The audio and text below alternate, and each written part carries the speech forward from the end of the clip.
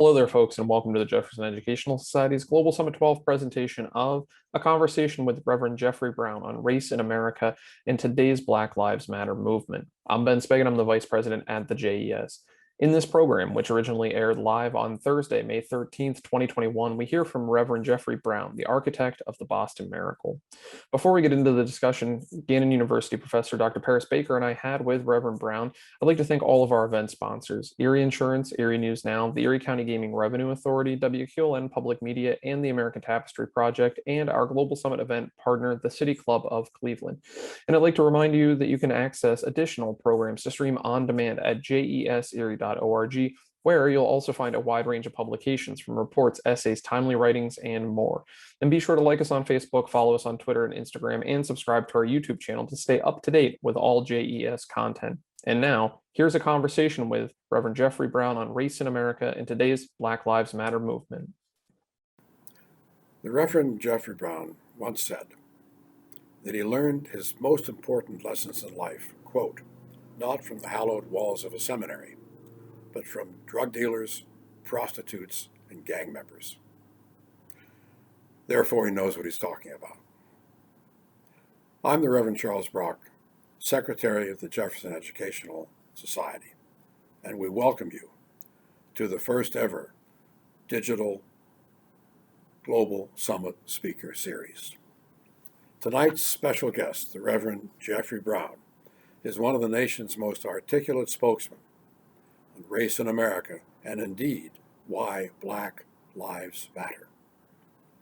It was in Boston, Massachusetts, where the Reverend Brown played a central role in the so-called Boston Miracle, which succeeded in significantly lowering youth crime and gang violence in very troubled neighborhoods.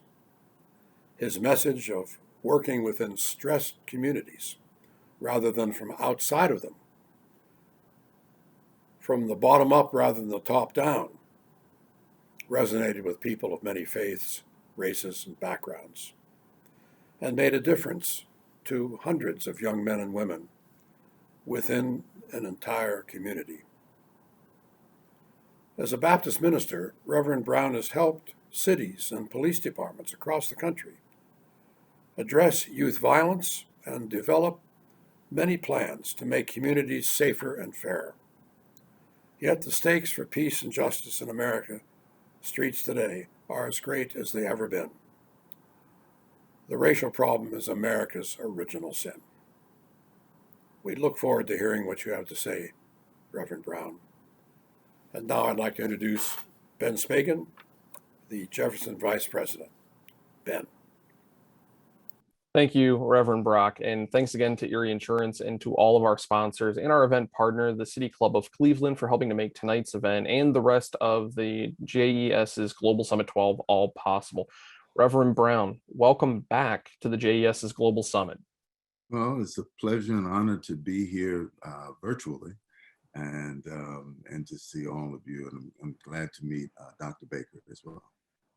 And so we're so glad to have you, and because we have had you in Erie in person for the Global Summit, and so that's why I say it's so glad to have you back, and it's glad to have you back virtually because you were actually one of the early adopters joining us for our digital programming to have a discussion in 2020, back in June. You and I had a chance to talk, and I know that our audience is likely at this point familiar in some way with the Boston Miracle, but for those who aren't, and for those that need that refresher or can learn still from it yet again, I want to start there because Reverend Brock, brought that up, and it's an astounding percentage: 79% reduction of violent crime amongst Boston's youth over 8 years.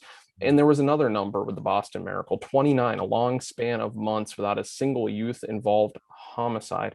But what stuck out to me in his introduction was talking about your work, not from the outside, but from the inside, and not from the top down, but the bottom up. And so I want to ask you about meeting people where they are and the importance of that when it comes to addressing critical issues like this. Speak to us about your work, sir. Yeah.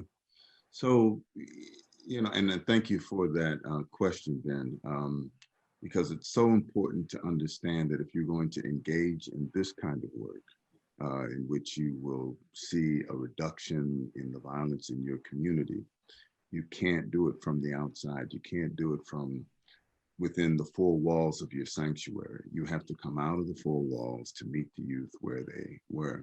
And that's what happened to me. I did all of the conventional things as a minister in order to, address the violence, build programming for at-risk youth, and it wasn't working. And then when I started to understand that the real engagement lay out into the streets, that's when the vista opened up to me around what really needed to happen. And that was to see the folks who are closest to the pain and to regard their humanity as precious as yours. And once you have that kind of equilibrium, you'll begin to see the genius of those who are close to the pain. And then you can combine your skills with theirs and can come up with the kind of creative solutions. Oftentimes you have people who will have a hypothesis and then they'll try to test the hypothesis in the violent situations because they think this is the solution because they worked it out, academically or what have you. And when it comes to violence, the only way you're going to get at it is to really talk to the people who are involved in it and to create a web that would offer the kinds of solutions that would last in the community. And so that's what we did. We went out onto the streets. We Friday nights, 10 a.m. to late in the morning, or Fridays and Saturdays.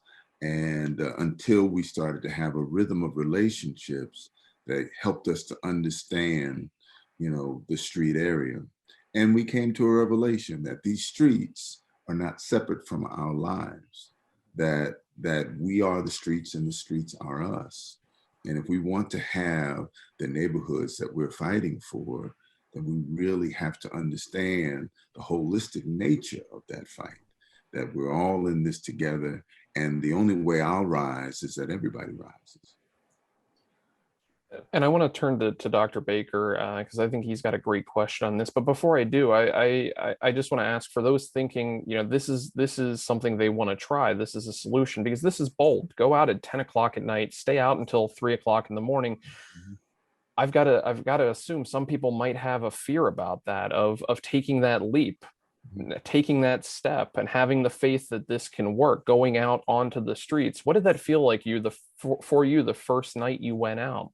Yeah, I was afraid. I was scared. I mean, my perception of the streets was colored by the 11 o'clock news, by seeing shootings happen every night and people getting hit and folks dying almost every single night. And the sheer randomness of it, which was frightening. So yeah, I was scared. And I tell everybody, in the trainings that, you have to learn how to live with that fear. It never goes away. If you know anything about the streets, something can pop off, in a second at any moment. And so you have to live with that. And yeah, there's a modicum of faith. I'm gonna tell you, you learn how to pray when you do this work. Yes. So you start to really look at your faith to see the value of it, or is your faith valuable enough to be able to withstand this kind of process of engagement, that hopefully will lead to solutions that you can't see yet because you're just in the beginning of building those relationships. But I can tell you that God gives you enough faith so that you'll be able to live with that fear. And then once you start engaging in the relationships, I would say the bulk of that fear disappears. And then the curiosity of a world that you did not know about, starts to rise. And then you start learning and you start growing while you're learning. And things will start to change for you. I usually say to folks, there was an initial perception I was going out to save people, in the streets, but I ended up saving myself. You know, it's very real when you're out there, how much of yourself you get to understand. Thank you for that, Reverend Brown. And Dr. Baker, I see you nodding along. And you're known for working in Erie, in your own community, and being passionate about that and walking the streets. So I'd love to hear your reaction and then turn to you about racial reconciliation. Go there next for our conversation. Your reaction first, though. There's a moment that you discussed in a TED talk where there were two young men that were shot, and they made their way towards the church. They died before they got there, but your response was, even if they had gotten to the church, it wouldn't have mattered because the church was closed. Yeah, and I've had those moments where, what are we doing and how we're doing it? We need to rethink the kind of work we're doing and our availability. I've had a couple of moments like that, so I identify with you. What I'm interested in is this idea that rather than defining the people that you're serving as the problem, that you see them as part of the solution, and that you make a suggestion, change the paradigm to make them part of the community, not the missing piece, but part of the community, part of the problem. So if you can speak to that, and then I'll come with my second question. Sure. Yeah, when you think about the conventional approaches to dealing with violence and poverty, because it's all connected together, most folks would, see it as a problem to be solved, and when I and my colleagues started to engage in this work, that's exactly how, folks were looking at it around us. They were like, this is a problem that needs to be solved, right? And once we started engaging in the relationship building, and the key piece to this is relationship building. It's not a service that you administer to folks who have some measure of anonymity. You have to get to know people. You have to get to know the neighborhood, the community, the dynamics of, the rivalries, that they're dealing with, and or the drug trade and all of that kind of stuff. And so once you start doing that, the notion of a problem sort of melts away, and you see the people for who they are, intelligent, insightful, wise people who, you would be in their place if you did not have the opportunities that you had for your own self personally. They're you and you are them. And so it's very important to understand that this is not a problem in front of you. We have a problem all around us, and we all have to engage in the solution for that. And my follow-up question is, particularly in Erie, but I'm sure it's everywhere. When we talk about racial reconciliation and all the things that contribute to that, there's a sense generally that white people are coming into a Black and brown community to rescue us. And that gets kind of old over time. What kind of suggestions could you offer us to try to change that paradigm? Yeah. There's an old West African proverb that I've had at the end of that TED talk that you mentioned, that you do for me, without me, you do to me. And so when you talk about this notion of folks coming from outside the community, saying that they've got the answer, and then they sort of come in until the money dries up and then they leave again, you're right, it gets old really quick. I believe it is Congresswoman Ayanna Pressley who says those who are closest to the pain are closest to the solutions. And so, you put that together with that proverb, and then you get a route by which you can actually find lasting and sustainable, answers to this issue, because you have to go from within the community. And in every community that I have served over the past 30 years, within that community are folks who have the leadership capability and the knowledge and the strength and the drive to actually push a movement within that community. You just have to recognize it as such. It's also part of that notion of privilege when you think that people are so entrenched in these ills that we're not going to be able to find anybody to lead that. That the very opposite is true. You've got leaders all through the community. You just have to take the time to begin to build relationships, to find them, and then open your eyes and your mind, to the fact that there are leaders that could even be more capable of leading than you, who can who can lift, the community to where it needs to be. So, I'm a Baptist preacher, so I can keep going forever. So, Reverend Brown, if I could pull out one word from that, and I think that's part of trying to advance this conversation is helping people understand what is privilege and the impact it has on these conversations. Why is that such a tough word for us to be able to define? But I think even tougher, us to be able to understand and accept what privilege means, what privilege is.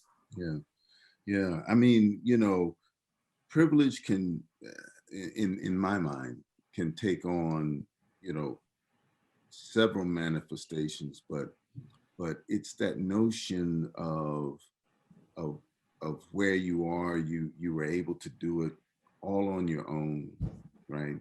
Without any help from anybody else.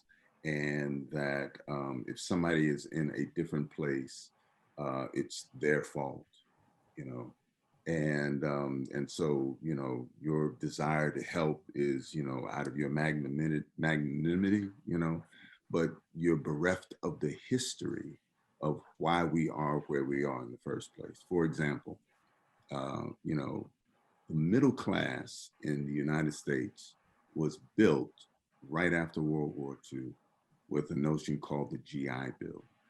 There were 16 million, a little over 16 million soldiers in World War II. And of that 16 million, I believe it was 80 to 85% of them took advantage of the GI Bill, right? So part of the GI Bill was giving interest-free loans to World War II soldiers and land or housing so that they could live and build a family and build wealth. There were 1.2 million Black soldiers in World War II. Do you know how many of those 1.2 Black soldiers got home loans through the GI Bill? 56 out of 1.2 million. And they were systematically cut out of that process, even though they were soldiers, just like the white soldiers. But that bill, through housing and through education, built the Black middle class. And then you cut to today with the history of failed housing policies that we have in our cities, with the poor educational opportunities that we have for inner city children, with chronic underemployment and chronic unemployment. And privilege is saying, well, that's their fault. And we are where we are because of who we are. When you don't see the history of this systematic racism and oppression against folks that has resulted in what we see today. And so for me, that's a little bit what privilege is all about.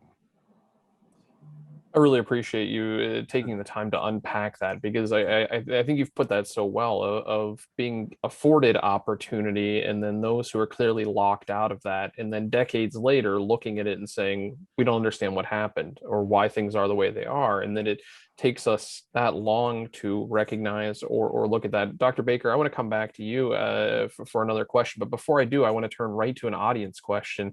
Reverend Brown, from somebody in Erie, Pennsylvania, Pastor Charles Mock, asking this question, saying that you mentioned personal fears.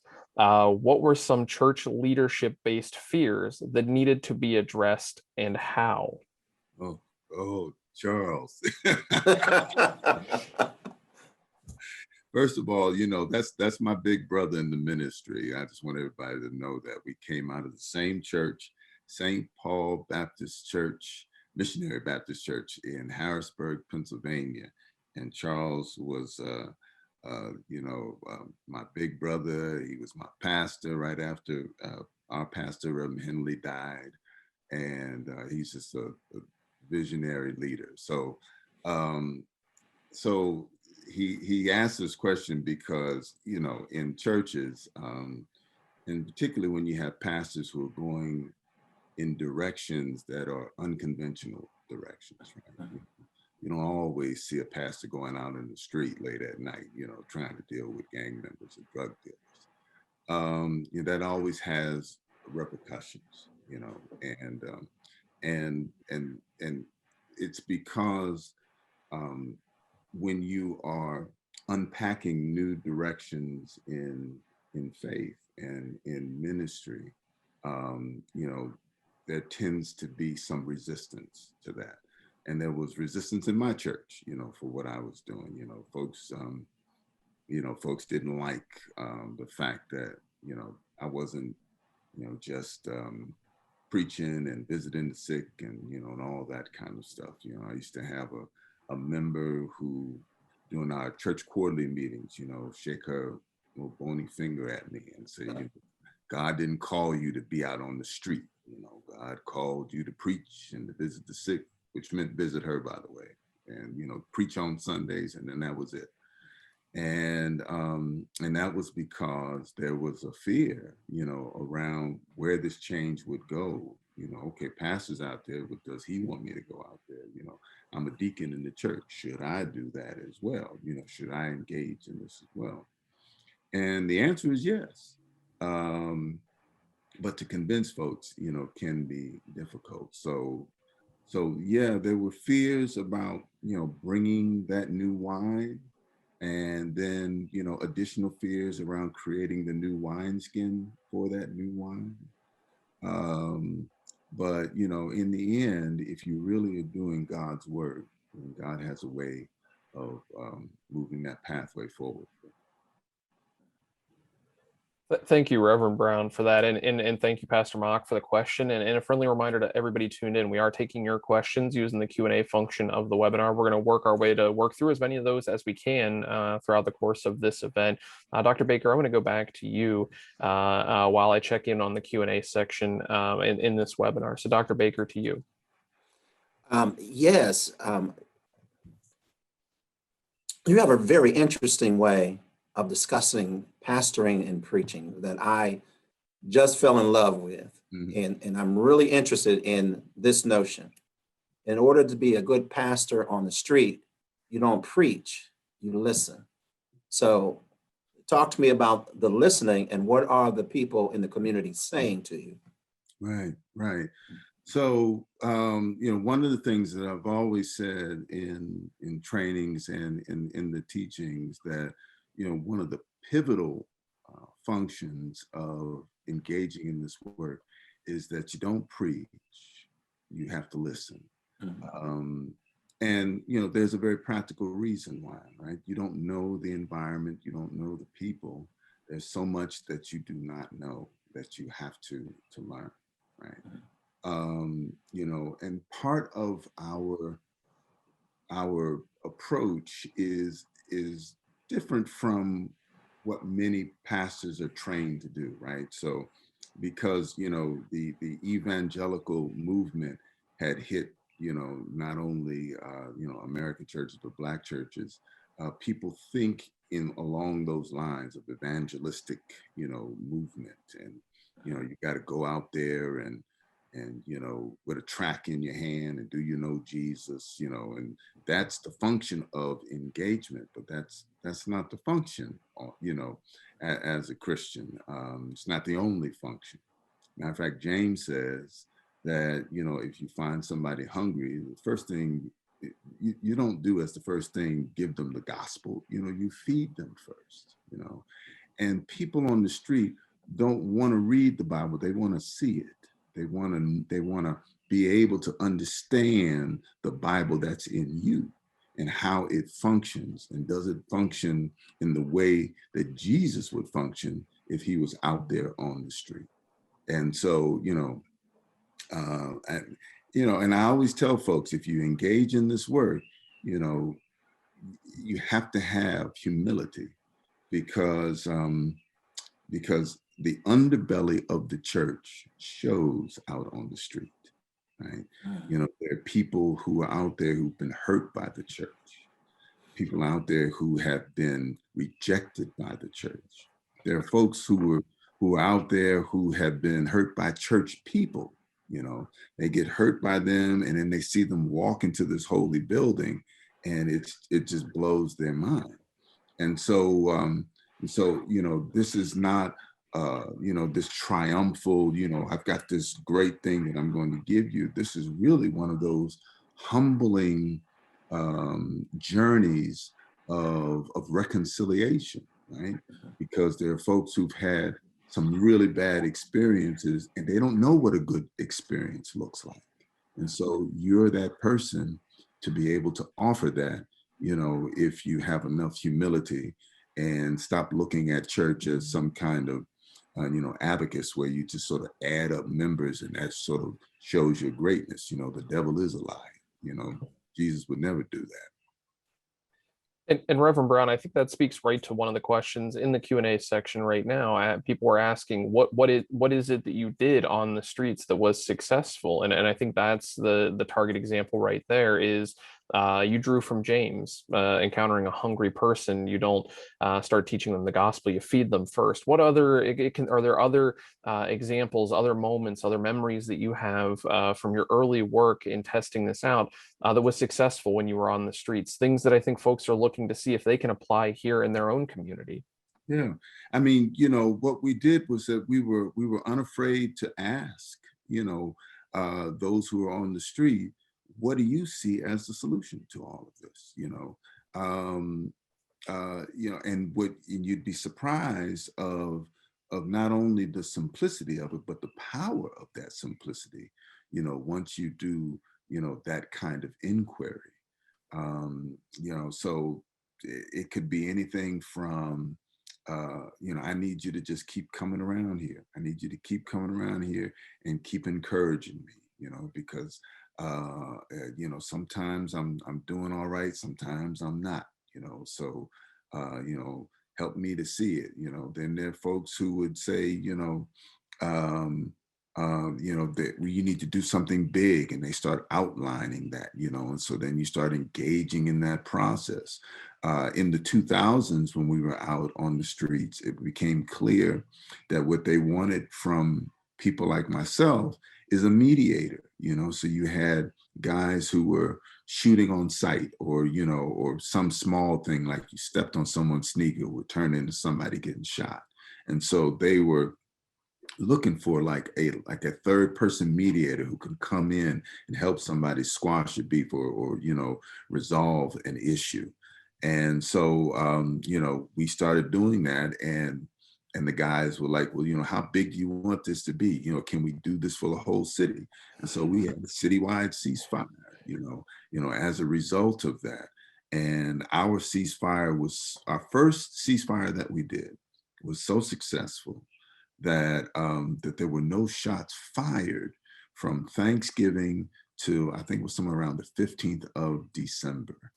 And they used to have several homicides that would happen during the holidays, because you would go to your family, and your loved one is missing because they got shot earlier in the year, and people would feel some kind of way about it. And so there was always violence during the holidays. And I remember being called into the police department to talk to the commissioner, and he said, I need to understand this ceasefire. What exactly did you do? And then that's when he revealed to me, there have been these shots fired, and then there was only one shooting that occurred, and it was a domestic violence issue, which is tragic, but it wasn't a street-related gang issue and whatnot. And so it got to the point in Boston where during Thanksgiving and New Year's, there was always this dip in the violence. as a result. So, and I usually tell folks those things because people are always looking for ideas. I say to them, I tell you these because these were Boston ideas. There are Pittsburgh ideas. There are Erie ideas. There are, Wilmington, Delaware ideas. There are Camden, New Jersey ideas. It's your job to go out there, do the inquiry, and be open enough to see this as a viable answer. So fine. I think that's what I take away from that, is just the power to listen, and then the power to say, the power to take on the task of, if you can do this between two of us, could you do it between 20 of us or an entire city? And then being up to the task of saying, this might be a tall mountain to climb, but we'll never know unless we try. And it's proof that that can be done. I want to turn this audience question to both of you to ask for your reactions, because this person's picking up on the topic of privilege, which we were just talking about earlier, and saying, as privileged people, how do we balance? How do we use our privilege to serve while laying aside our privilege to learn from and let those who are not privileged lead? Mm-hmm. Well, it requires, again, a dose of humility, and it also requires, that willingness to be led. Usually when you engage in these kinds of processes, you have to be able to, relinquish that desire to be out in the front of the parade, if you will, and to, find a role that has you a part of the engine that generates the movement, rather than being the headlamp, for the movement and whatnot. A lot of the work that I do today is coaching of, young pastors in the area. There are many young people who are mentees of mine who continue to engage in this work. So it's not about me, it's about, the movement itself and those folks who continue to do the work. I mean, one of the things I'm really proud of with these younger ministers is that they engage in the process for this current presidential administration, where within that infrastructure package that they have is set aside a $5.3 billion set aside for evidence-based, community-based crime reduction strategies, which is the kind of thing that we've been doing, over all these years. Now, of course, it's a bill. It has to get through. Anything could happen, but it's the first time that this has ever happened. And so, I wasn't an integral part of pulling that together, but the people that I worked with, were the ones who sort of pushed this forward. So I'm very proud to have been a part of it, even though it was a small part. And that is a big part. Dr. Baker, I want to go to you on that as well. And I know you have some follow-up questions about community involvement strategies and what can work. So I want to turn it over to you to first hear your reaction and then get some more questions from you. With respect to the idea of having privilege and laying it aside, I would encourage people first to not lay that privilege aside, to use that privilege. It gives you a platform to stand on, and it gives you access to people that other groups may not have access to. So to use the privilege, but use it in a way that says, I'm a partner with the people in the community, and my voice is part of their voice. As we talk about things like Black Lives Matter, to have people in privileged positions say, I support this movement, and I support the initiatives that will move that along. That privilege, to me, you don't lay that down. At the same time, when you walk off that platform, that's when you let, what I heard Reverend Brown say, you let the folks who are part of the community engage in that problem. Let them become the experts of their own problem. And that's when you begin to listen. Okay, so my question, Reverend Brown, because I'm just intrigued, and I got to tell you, I'm so glad that you were honest to say, I went in the community and I was afraid. because I do that all the time. Sometimes it's hard to admit. Yeah. You go in and I pray Yeah. when I go in, because I don't know what's going to happen. Yeah. I would like for you to respond to something that I read Dietrich Bonhoeffer in his book, The Cost of Discipleship. Mm. One of the first things he said, like page 1, he said, when God calls you, you have to die. Yeah. And I don't know that he necessarily meant that like physically die, but the idea that you try to kill the fear in you, or your faith becomes greater than the fear, so that you continue to go back into the community. Yeah. Yeah. That's a wonderful quote by Dietrich Bonhoeffer. Yeah, I think what he means is that, you have to decrease in order for, God and the movement to increase. And it's about surrendering, whatever ego that you have, and just placing it, in the hands of God in that movement, and allowing it to go wherever it goes. And, when we were engaged in this work, I was the youngest minister of the 4 who started, engaging in this work. They were 11 years older than myself, 14 years older than myself, 17 years older than myself. Right? I was the kid, in the group and whatnot. As you can see, I'm no longer a kid.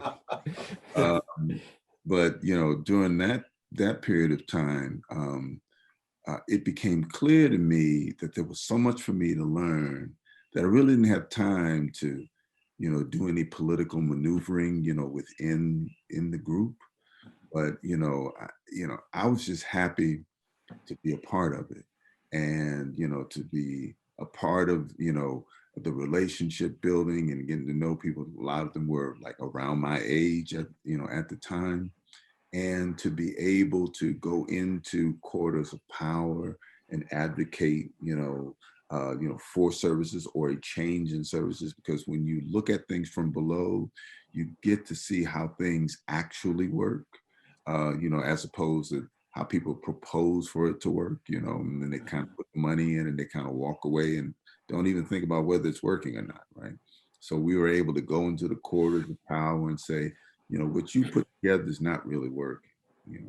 There were city and community agencies that was getting money for high-risk youth, but you saw the youth that they were dealing with weren't high risk, right? So we would go to them and say, look, you're looking for high-risk youth? We got some high-risk youth for you. And then we started correcting that, So I was just happy to be a part, of that whole movement. And it's brought me to Erie and to the Jefferson Institute, and so that I could share my story. And God has a way of using you in those ways. And we appreciate that, and we appreciate you sharing the story, sharing your experience, your knowledge, your insight. And speaking of Erie County, I want to take another audience question here, and this person's asking about racism as a public health crisis, because Erie County government declared racism a public health crisis. Did you have support from public health departments or workers in your program? Because this is relatively new for us here. This happened in 2020, but did you have support? How did it work? What was useful in their contributions? So I would say, when I was engaging in the work initially, and then of course, as time went on, we started to get engagement from, from city government, from public health. So it was more than just public safety. And, there were ways in which, they would initiate programs, around that. This notion of racism being a public health crisis is a new notion. It's been around just a few years. Our previous mayor, Marty Walsh, who is now the labor secretary, declared that, I believe it was about 2 years ago, while he was still mayor. And so it goes along the same lines as, violence being a public health issue, right?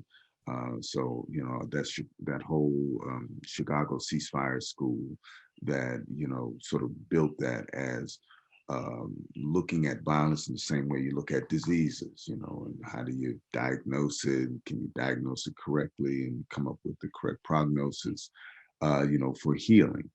And, you know, and I think all of that is important. At some point, you're going to have to put it on the ground to make it work. And, you know, the devil is always in the details around that. So what you need are folks who are of a good heart, but they're also willing to be able to be called on some things, you know, as they, you know, look at the community and as they look at the relationships in favor of getting to the deeper questions around equity and around privilege, and to begin to craft some real solutions around that, you know. And that's you know, that's the difficult issue, you know, that folks are going to have to engage in. One of those real solutions being tested out. We're actually seeing it now in two cities in Massachusetts, and you were championing it on Twitter. You wrote, "Thank you, Michael Tubbs. It's spreading." Was the idea of no strings attached cash given out to those living in poverty in hopes of lifting them up out of poverty. Tubbs, the former mayor of Stockton, California, birthed the idea while on city council at that time. Now he's an advisor to Governor Newsom in California on economic mobility and opportunity. He's been pushing for this, and now we see this in two different Massachusetts cities. Why did you see this as a tool in the toolkit of addressing poverty, actual something happening here? How is it working? Why is it working? Why is this something you're championing? Yeah. So Stockton, California is the city that I've worked in, you know, over several years, worked with him, worked with the police chief there, Eric Jones. You know, they're on the vanguard, you know, in terms of engaging in this work. And Michael Tubbs was this young, brilliant, you know, mayor in the city. I think when I first met him, he claims that when I first met him, he was in high school, which is really embarrassing. But you know, but I think he became mayor. He was in his 20s, maybe mid to late 20s, and he was mayor for, I think it was 8 years. I guess I think they're term limited to 2 terms. But he was the kind of mayor from the community, engaged regularly in the community, you know, sort of drank the Kool-Aid, understood what, you know, what I and others were saying, and did that. And so, you know, that sort of living wage, guaranteed, you know, income idea came as a result of his engagement, you know, with the community. And I know it's been pushed around. I mean, you know, Reverend Dr. Martin Luther King, you know, pushed that idea, you know, when he was alive in the 60s. So it's not a new idea, you know, guaranteed basic income, but Mayor Tubbs decided to put it in practice. And it was pretty effective in terms of lifting families and giving them a chance to be lifted, you know, out of the doldrums of poverty that they were in. It's also working in Chelsea, which is a community just outside of the city limits of Boston. And, you know, it's something that, you know, other cities are considering. So I think it's an idea that sort of comes from below, from the bottom, that came as a result, not of folks, you know, imposing something, but having those conversations, coming up with those solutions, and then seeing it work because they were able to do it like that. Thank you for that, Reverend Brown. And Dr. Baker, I want to pitch back to you because in your report, A Pain-Filled Polarized America, recommendations on racism in the US and in Erie, you were looking at police and community relationships and how to build them, how to strengthen them. And so I want to turn back to you for some questions there, because I know there were some things you were digging into on that report and things that you wanted to ask Reverend Brown here tonight. Yes, Reverend Brown, if you could speak first to just the idea of how do police officers engage communities in a way that builds trust and sustains relationships. Mhm. I think it's so important that community-based policing or community policing should be embedded in the culture of the entire department. Some departments see community policing as another tool in the tool chest, and so they have a community policing division. And what that suggests is that you only have a limited number of officers who are willing to do this engagement. But the other officers will also engage, but they'll engage in a very different way. And so, there is a lot of unevenness that sort of goes on. I'll give you a quick example. We had something of that in one city, and I was talking to some guys there, and they didn't know what to think about the police. They had a group of police officers who came to them one afternoon and decided to play basketball with them. So they're playing basketball and they're getting to know them and they're starting to have conversations with them. When those cops left, they were like, that was all right. It started to begin to change that dynamic between the youth out there on the streets and police officers. The next day, there was a division of the gang unit who came to that same playground. And so these guys started walking over there because they thought, okay, they want to play again. Let's see how long this goes. These guys jump out the car, tell everybody to lay down, on the ground, and they get checked for drugs and they get checked for guns, and then they just leave, And so that's why it can't be just a division of a police department.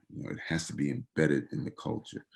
And that kind of community policing has to engage in partnership, but it's got to be a real partnership. The definition of partnership is that you have folks who are on an even keel, right, when it comes to public safety, and you regard, their knowledge and their understanding of the community as important as your police assessments of the community. And so there has to be that give and take. I used to have officers that I worked with on all phases of what was happening in terms of policing duties. And so I'd be walking down the street, and if I saw the gang unit engaging with some youth, I'd walk over there to see what was going on. It wouldn't be atypical for a gang unit officer to see me and know who I am. So he'd walk over to me and he'd say, "Do you know these guys?" And if I knew them, I would say, "Yeah, I know them." And I remember doing that one time, and one of the guys had a warrant. It was a bench warrant, right? He owed some money for court costs, and so they were going to take him in. So I said, before you do that, let's try to work something out. I said, I promise you that I will take him in to court tomorrow to clean up the warrant, so you don't have to arrest him, right? So cop said, okay, that's cool, right? Takes the cuffs off of him, says, all right, Reverend Brown's going to bring you into court. If you don't get it cleaned up, coming to get you, right? So I take him into court, we clean up the warrant, right? I started getting calls from people like, "Yo, Rev, man, you think you can help me out, man?" And and that was because you had officers who really regarded the partnership as important. That you don't have to, go into police mode when you see someone who's a partner like myself, but that there may be information that I may have, and I'm not talking about snitching information, but I mean like information about the environment that's going on that that you may need so that you can have a more fuller assessment. But the guy that I was able to strike that deal with was very helpful for me in terms of trying to get these guys to stay calm and not go after a certain group of people. Follow-up question from our conversation with Dr. Rashawn Ray. He talked about raising the level of accountability within the police department to the community. And secondly, he talked about the issue of qualified immunity and how that should be done away with. Yeah.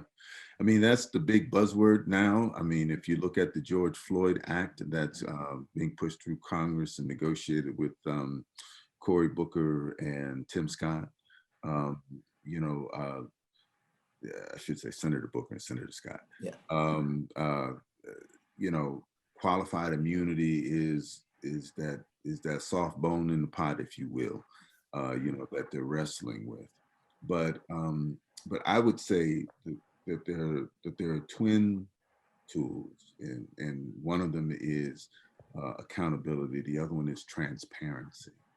I think we Yes. need to have transparency and accountability if we're going to be able to hope to build trust, you know, with partners. And, you know, I think, you know, I know people are like, you know, if we have qualified immunity, then we can hold the police officers accountable. You know, what will happen, you know, as a result of that is that insurance companies will get a boom, right? So because you'll have cops who will take out insurance, you know, on the behavior. And it's not clear as a result of that if the behavior will actually change. But that's why you need the transparency. That's why you need to have the body cams. That's why you need to have the rules around the body cams being very clear, and that, you know, if they're not on, then, you know, there needs to be consequences for that, and not just, you know, a slap on the wrist consequences, but consequences like getting, you know, demoted or fired, or, you know, that kind of thing. There needs to be a registry of, you know, of officers that, you know, so that someone can't get fired in one place and then just go, you know, down the road to another place, like what happened to Tamir Rice's, you know, the person who shot Tamir Rice. But you know, the transparency, in my opinion, the transparency is key to, you know, buttressing and strengthening that notion of accountability. Thank you for that, Reverend Brown. I'm going to turn back to one more audience question here, and this woman, she points out she is a white woman, and she's asking what she can do to be an ally instead of trying to help in a way that is, and she puts this in quotes, getting old. What can she do that's new? How can she address something new? What is getting old, and what can she do in this situation as a white ally? Yeah, you know, I think part of what happened in Boston is that, and, you know, Boston is no Shangri-La. Let me just say that, you know, right up front. But and we're at a point now where, in terms of racial reconciliation, I think we're about to get into some serious engagement, because, you know, for the first time in November, there will not be a mayor that's white and male, you know, in the city of Boston, because all the candidates are people of color. So what's going to be interesting is how that plays out in the corridors of power. And I know that behaving differently and doing business differently is going to be the key. And so if I'm a white woman and I am, you know, in the city of Erie, and I'm wondering what I can do, you know, part of what you should do is educate yourself on what is happening within the community, particularly if you want to get engaged in, you know, in helping, you know, lift people out of the shackles of poverty or out of the throes of violence. You know, I'm quite sure that there are people and individuals who are hard at work, you know, trying to do this. And so to educate yourself on who they are, and then begin to build those relationships. I always say that there's a role for everybody, because it really is about everybody. You know, if January 6th didn't teach us anything, it should teach us that we're living in times where, you know, intolerance can have some deadly consequences. And so we've got to figure out a way to make this work, or else we're going to be engaged in madness, you know, that will affect us, affect our children and our children's children. So educating oneself, you know, volunteering, you know, building relationships, that's a key. And I wish I could show you, have for you an instant solution, but I just don't have it, because that's not how real change occurs. It doesn't occur in an instant way. It occurs in a building, brick by brick, block by block, neighborhood by neighborhood, community by community. From the bottom up, working on the inside, not from the outside. And I think that goes right back to that West African proverb. And that's one of the things that I've held in my heart ever since we had the chance to meet in 2015. That, what you do to, what you do for me without me, you do to me. I just think that is so powerful. As we're nearing the end, I'm going to take one last look in the Q&A section to see if we have any questions from the audience. I'll ask you one here, and then I'll turn to Dr. Baker for another one, and then I'll see if there are any audience questions to close out on. The one I want to ask at the end is at this point, as we've been witnessing now over the course of more than the last year, but really focused on with the pandemic shining a light, I think helping to expose a lot of the disparities and inequities and inequalities in our country. And we see the rise and then continued rise of the Black Lives Matter movement. What is most misunderstood about BLM? I think what is the most misunderstood about BLM is that it is a, extreme leftist movement that, is seeking to, upend and, essentially destroy American society. Nothing can be further, from the truth. BLM, wants America to be America in its truest sense. And if you look at America in its truest sense, then its strength comes from its diversity, from the many one, right? So, and the problem is that, as this nation gets darker, people get nervous, about the implications of that. But what BLM is doing is that, they are doing the advocacy that we need for this time. I always say that the work that I had done, 30 years ago, sort of generated what we see now in terms of Black Lives Matter. For me, it was keeping people alive long enough so that they can get to this place, so that they can do this kind of advocacy. And so I'm really proud and really happy, for those who are engaging in this way. And, the movement is not an all Black movement. That's another misnomer, right? I remember going to a rally that was sponsored by, in part by BLM in Boston after the George Chauvin murder, when he murdered George Floyd. And we had 40,000 people there, and most of them were white. And they were there because they were in solidarity and, with the folks and how they were feeling about how our society was going. So it's, it's a multicultural movement, and it's growing, and people, and they just want America to be the America that, that they always tout. So, Reverend Brown, thank you for that. Dr. Baker, any last questions from you? One last question. It's a quote from Austin Channing Brown. She wrote a book called Black Dignity.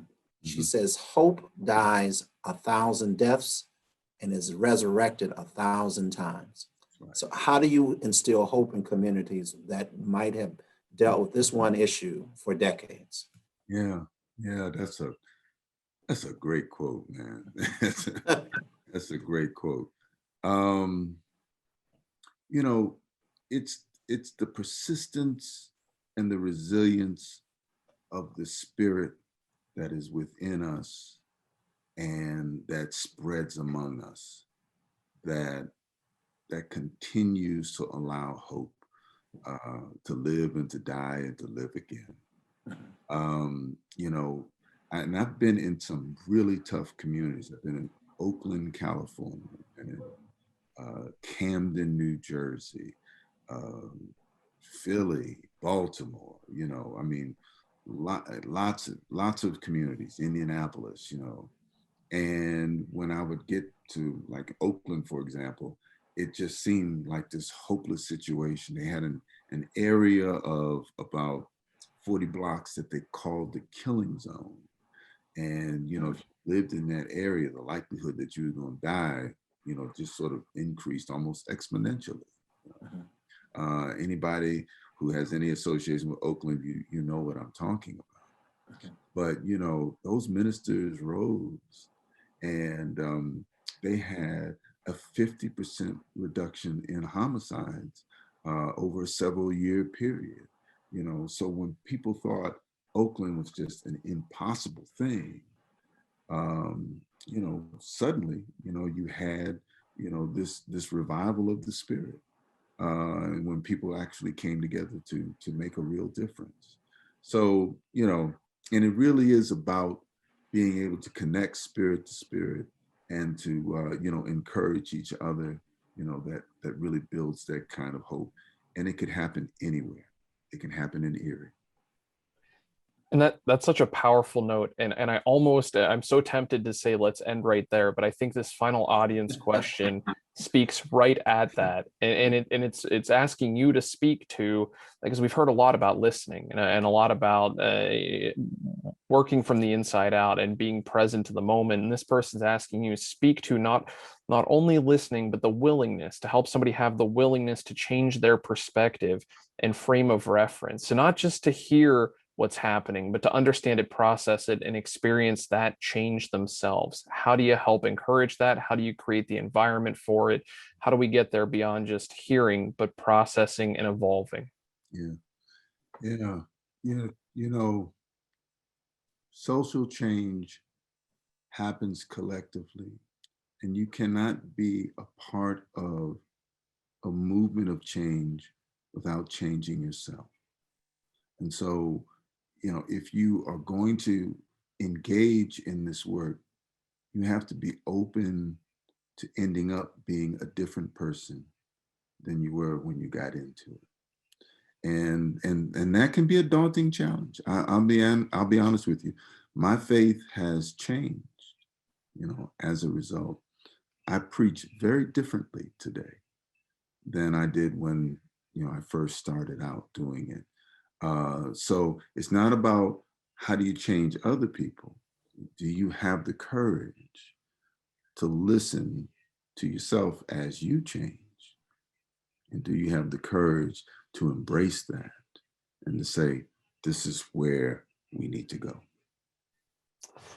What a note. I'm glad I sneaked that in. Thank you, audience, for all of your questions. To our guest tonight, Reverend Jeffrey Brown, the architect of the Boston Miracle and a man of many, many, many other accomplishments. Thank you, thank you, thank you for sharing your insight, your knowledge, your experience with us here at this Global Summit event. Thank you, sir. Thank you. Thank you once again, Ben. It's always good to see you. It's great to see you, sir. And thanks, of course. Questions. Yeah.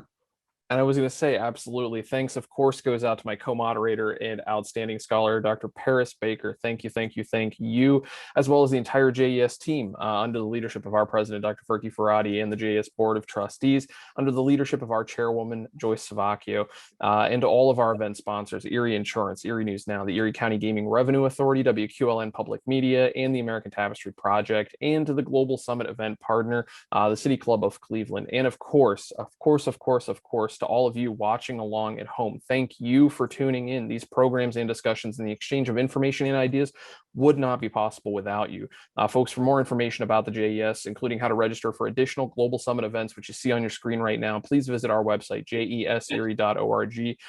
There you're also going to find videos of other past presentations available to stream on demand and publications, including reports, essays, and timely writings, as well as information about other JES initiatives, such as our Civic Leadership Academy and our Ramey Fellows program. And be sure to like us on Facebook, follow us on Twitter and Instagram, and subscribe to our YouTube channel. For the Jefferson Educational Society, I'm Ben Spagan. Be safe, be sound, and thanks for listening and learning with us.